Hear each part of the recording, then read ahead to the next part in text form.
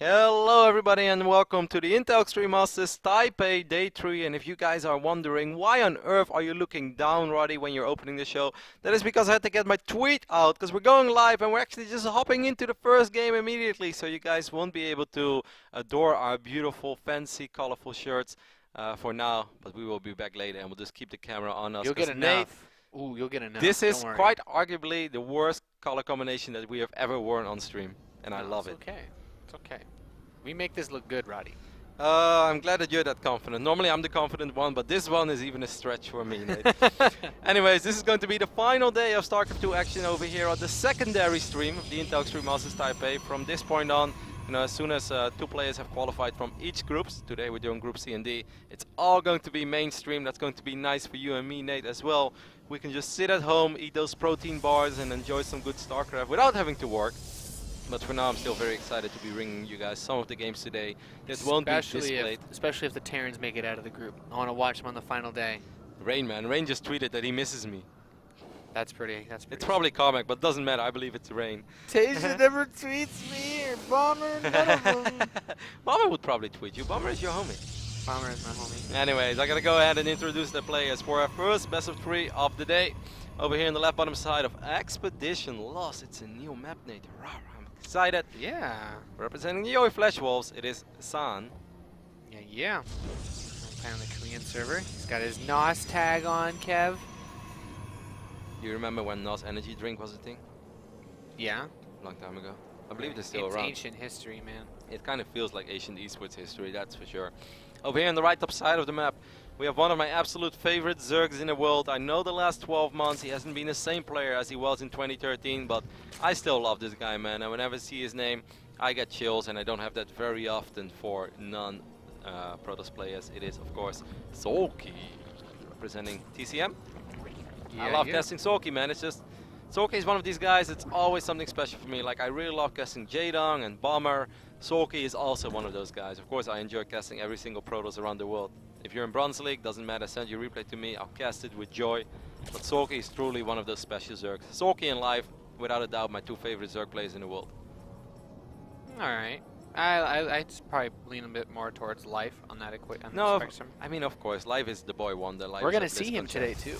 Yeah, I know. Well, we might not see him. He might just win both of his matches, and then we won't even get a chance to cast his games. If he wins his first, then we won't have a chance to cast his game. Because we only do the first match of the opening group, the match that the mainstream doesn't want. And then we do the lower bracket match. And then the lower bracket match. So 4 best of 3s are coming your way today on this stream. I do want to apologize in advance. There will probably be quite a bit of downtime on this stream. That's because, of course, the main focus, the priority is the mainstream. That's what has to go flawless and smooth, and that will have all the games. And we are just here to bring you guys the games that won't be displayed on the mainstream. But hey, we are not complaining, Nate. We are still watching some awesome StarCraft. We can copy these builds and hopefully have a good time.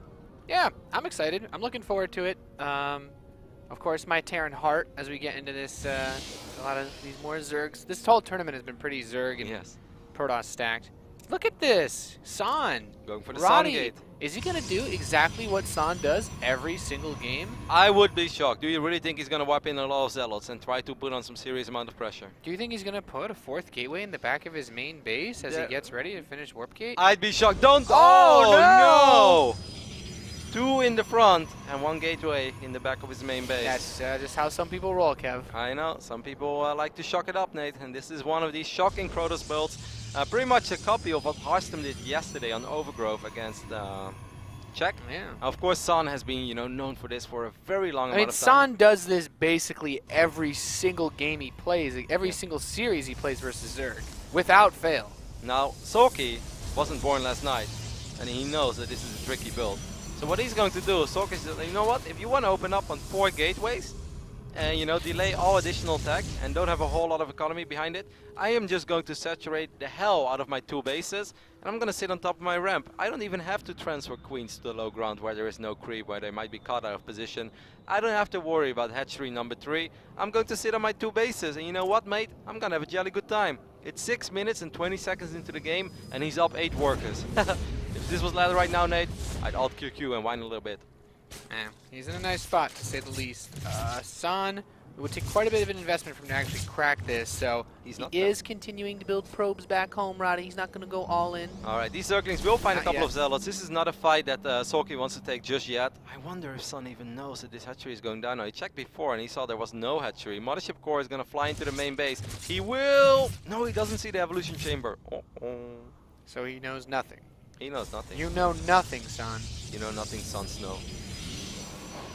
Nothing at all. That fast +1 attack It's cool. is, yeah, because he's going to absolutely Shrek any Zealots he fights. Oh my god, and Sun still thinks that this hatchery is not going up. So he actually gets close on creep. This is a perfect surround for Soulkey. Soulkey's going to be able to take out all these Zealots, in my opinion, as long as these queens stop moving and actually start those shooting. queens were actually not doing anything at all. They were lazy. That's a little bit sloppy. I think they were right-clicked on the Mothership Core. If they would have just started out putting out damage immediately on these Zealots, Soulkey would have had a much easier time cleaning this up. But in the end, this was definitely good enough for Soulkey. Right now they're even on workers, so Sun Gate is still annoying. This time he's going to lose the final though. Yeah, that's over. That up should signal the end of this aggression. The Zealots could try to dive on that third, but yeah, there's way too many lings. And now +1 attack is going to be finished. Ooh, Warp Prism is going to be the immediate follow-up So over here for Sun. Well, he's just doing all the dirty builds. The 2 base, 4 gate into the sentry drop at the ramp. Yep. These Zealots are going to get cleaned up here. And yeah, +1 attack is done now, so the lings will wreck these Zealots. Yeah, I really love how Soulkey has approached this so far. He didn't just do blind the same build as he always does. He's like, no, I'm playing against Sun. I know how Sun likes to play. I can probably still defend that hatchery, but it's going to be very tricky. And the third hatch would be very far away from the natural, so it's hard to connect, you know, both bases with a creep highway. I'm just going to sit on 2 bases a little bit longer. And look at this! Soulkey! With a soul read, Nate. Man, he's playing well. This excites me. He knows what's coming. I get so happy when I see Soulkey play good StarCraft. I would love this to be like the start of a phenomenal run for Soulkey. I truly believe, I always believe in Soulkey. And I really do believe that this tournament, we could see some of that old magic, that 2013 Soulkey. The Soulkey that won a GSL while being down 0-3. That would be pretty sick. Man, where is Sun gonna take this? The problem is those +1 lings, like, you don't need much. Oh, recall. He comes out and catches the whole entire army. You better recall. He should recall. He's gonna burn all of his force fields. No, he should probably recall. That's not going to be enough. He lost like 3 or 4 sentries there already. And these lings are just waiting. Oh, so many of those sentries are so low on health. Yep. You can pick them off. Yeah, he gets a couple of last hits here. Yep. Wow. That was a good trade for some Zerglings, mate. Yeah. So there is a Warp Prism in the main base. I hope Soulkey keeps a close eye on that. He's just gonna jump on this again with Zerglings. He has 1-1 Zerglings this time. Sun, you are in. Oh, there was a Zergling blocking that Nexus as well. These lings are crazy. This is good position though for Sun. But I mean, I think he can just right-click on this hatchery. Sun's warping in some Zealots now off of that Warp Prism. But yeah, the Nexus dies so fast. +1 lane, Roddy. It's not fair. Nope. One more sentry going to fall as well. He's going to clean up these Zealots. +1 Zerglings are serious business. The RC. Oh, Zergling run by as well in the natural. Soulkey's all over this game. Soulkey just taking it to the hole here against Sun. Game number 1. Zealot being open to defend, but even those having a little bit of trouble. And as you said, there's the recall to go back into his base. Defends the Zealot pressure with no problem at all. And now the Spire is on the way, which pretty much means it's all over for a Robo play. Yep, because we don't even have a Twilight Council on the map yet. So we don't have a Stargate either. It's nothing but Zergling. Soulkey taking a note out of life, his playbook. It's like, so you're the Zerg King? Or the Link King? I think I can make some Zerglings as well. This Nexus is so dead. Even if it was in its coffin, Nate, it would still die. Yeah, that's generally fitting. I'll have to agree with you, Rotterdam. Most of the time when things are in the coffin, they are. Yeah, kind of. That's fair. That's a fair assertion to make. Warp Prism goes towards the third base. Oh my god, what a cool game. There's nowhere to go in. I love seeing a Zerg get away with this, because you just get these lings and those upgrades just start rolling so hard. Like, this is not a style that you want to bust out against the Protoss player that just opens Nexus first into 3 gate, 3 bases with Twilight and +2 Blink Stalkers. Like, no, this would not do all that well.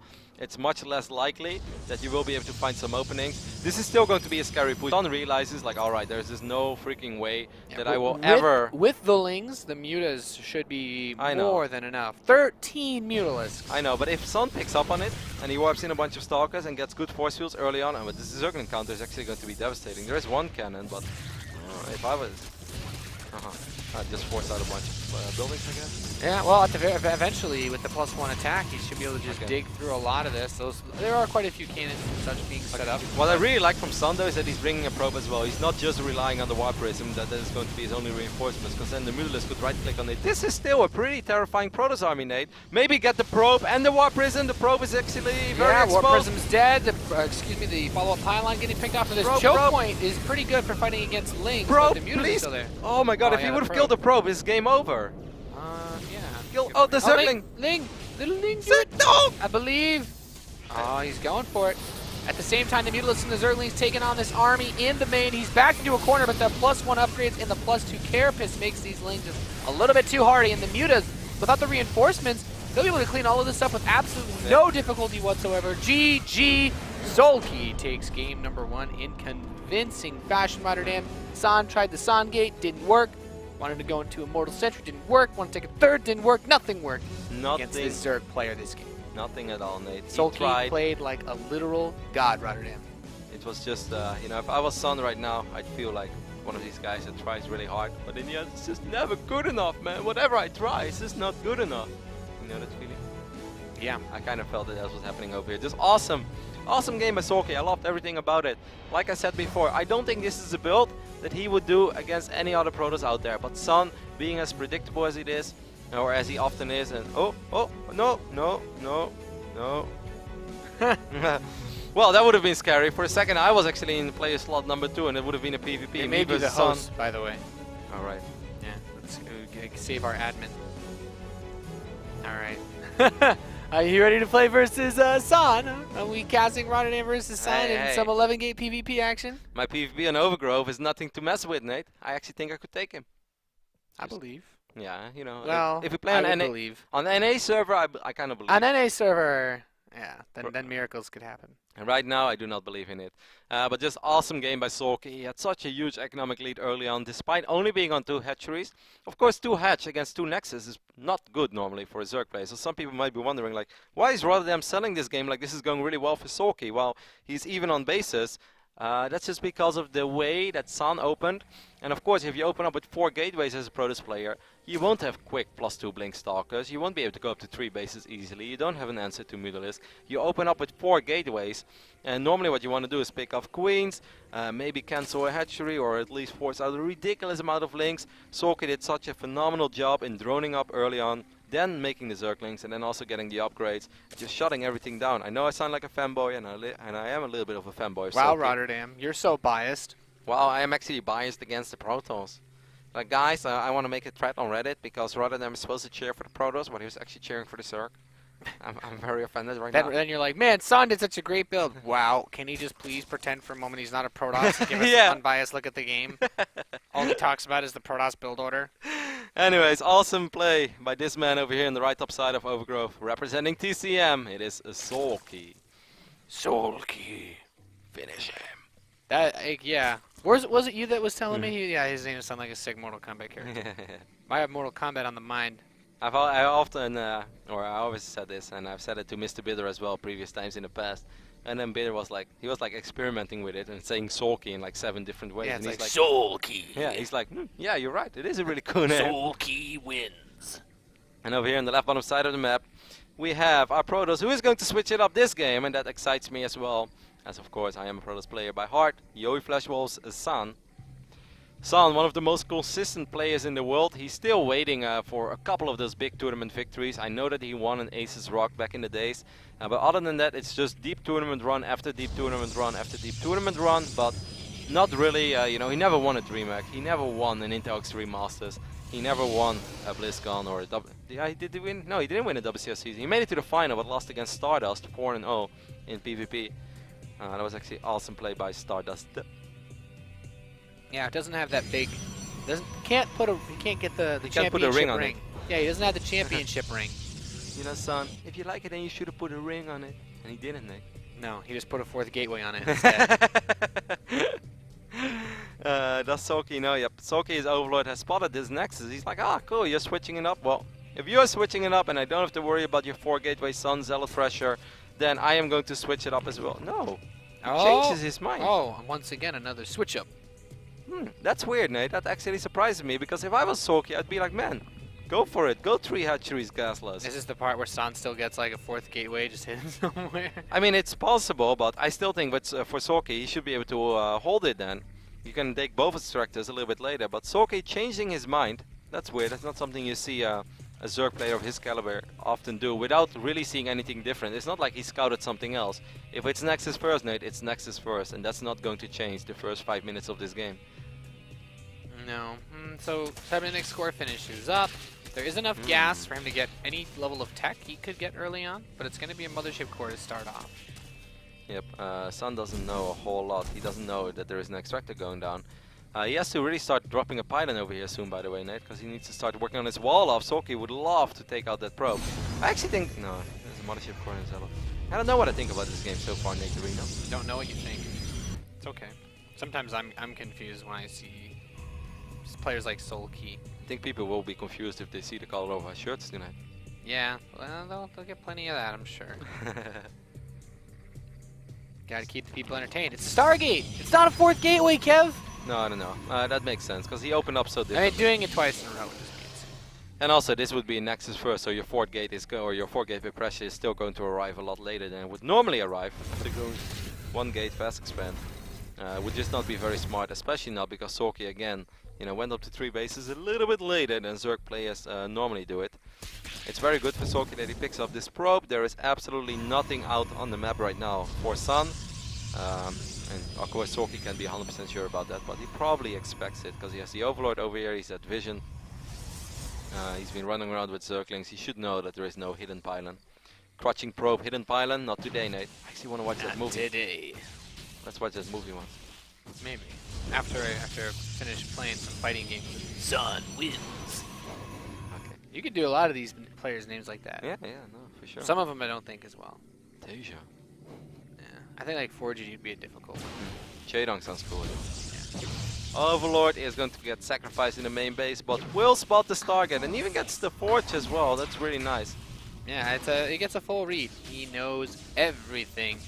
Even sees this Oracle leaving. Now what's there to defend? 2 spores finishing up, and another Queen about to pop. Interesting. Again, we are going to see this +1. The creep spread, by the way, is connecting the natural and the 3rd now. So moving queens between those bases to defend against the Oracle is now an option. So important to keep that in mind. Yeah, this port was a little bit late. If I was no Sun, he should have gone to the other base. Dive on it! He can actually kill 5-6 drones here. I am convinced. Even when there are 2 queens. No.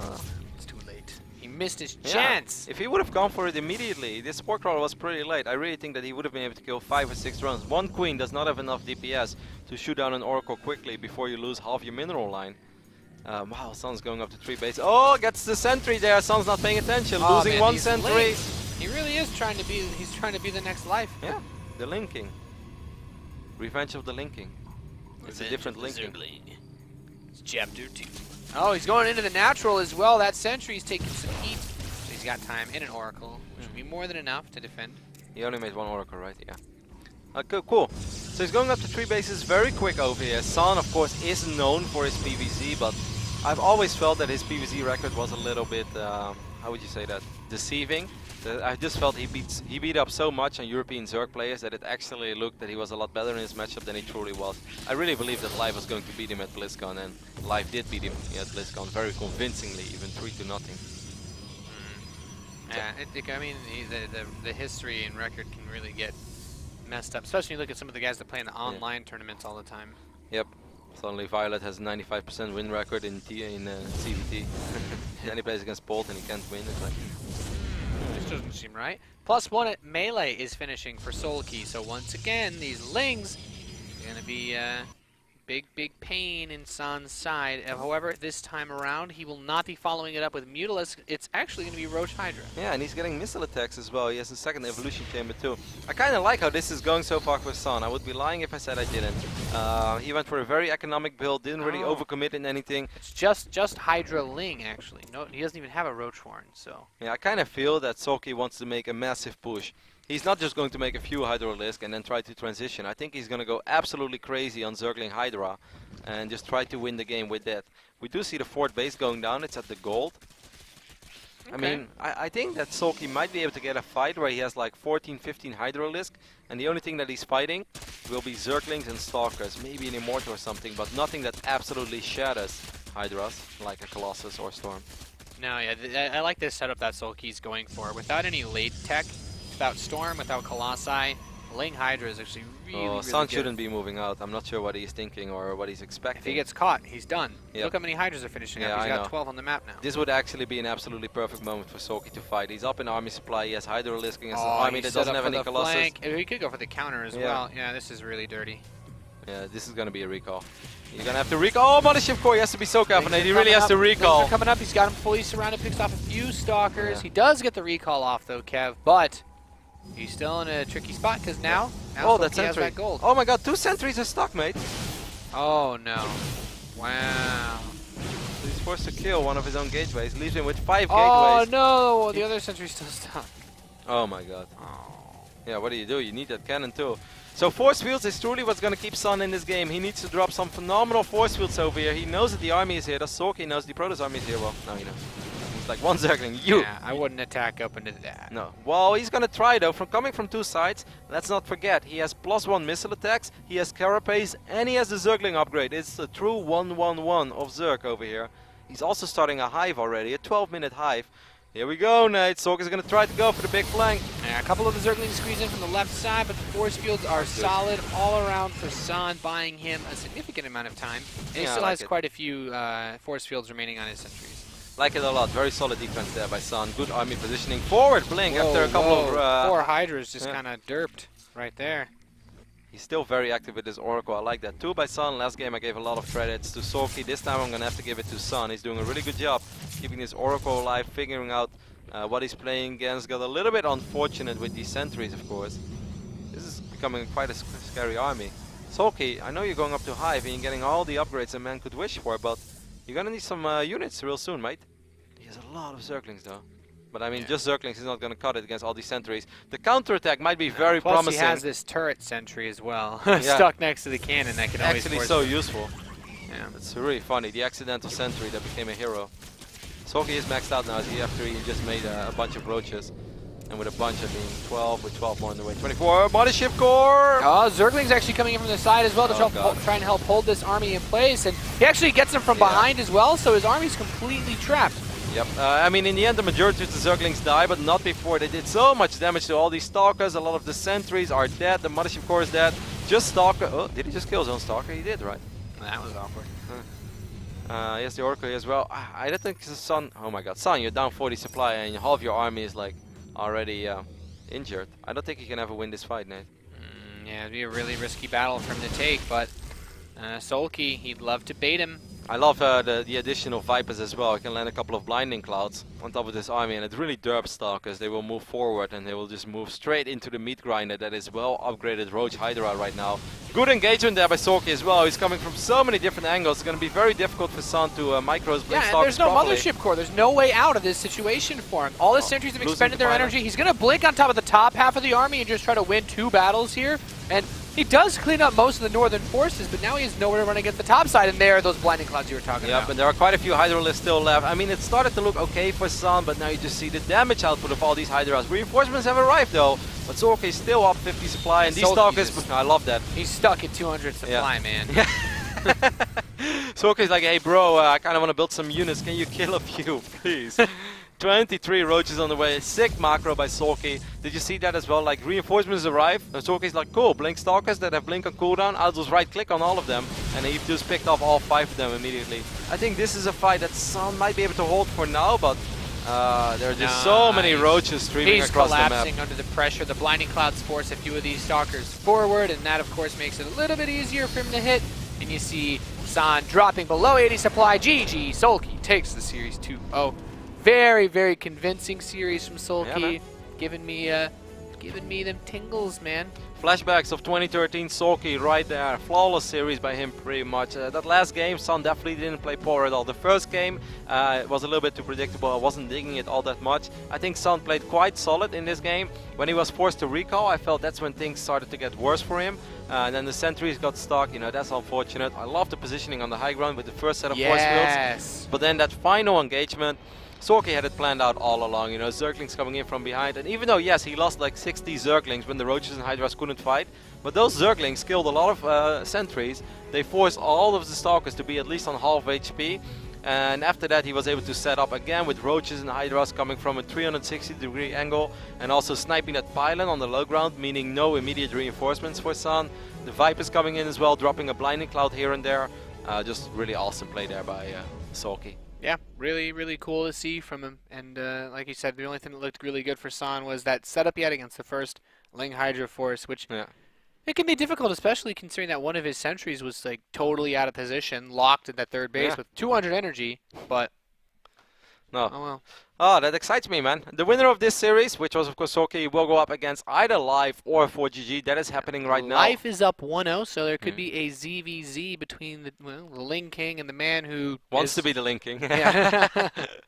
No, cool style. I really love it. It's 1-on-1 upgrade style, something we've seen in the past. I'm excited. Of course, we can take a look at Group D as well, as there will be some Group D action later today. That group, if you're a Zerg player, you're going to have a very good time with it as well. As it's Roots Hydra. Finally, we are going to see him in one of these tournaments again. Going up against Parting. Makes my Protoss heart beat very fast. Maru. You know, I'm not a Terran, but I'm pretty much in love with that little man. As Maru is just fantastic to watch. And last but not least, True. That's a Zerg player that still kind of has to, you know, fight for my love. He's getting there. I know he's really good, but I'm just not on the True bandwagon yet. But I know that he is extremely good. So overall, we have two awesome groups with StarCraft 2 action today. We're just going to head over to a very small break. We will be doing the lower bracket match. So the next match on this stream is going to be Sun versus either 4GG or Life. Right now, Life is leading, but the second game just started. So hop over to the main stream, ESL.tv _SC2, of course on Twitch.tv. And yeah, that's it for now. Yeah, we'll see you guys in a bit.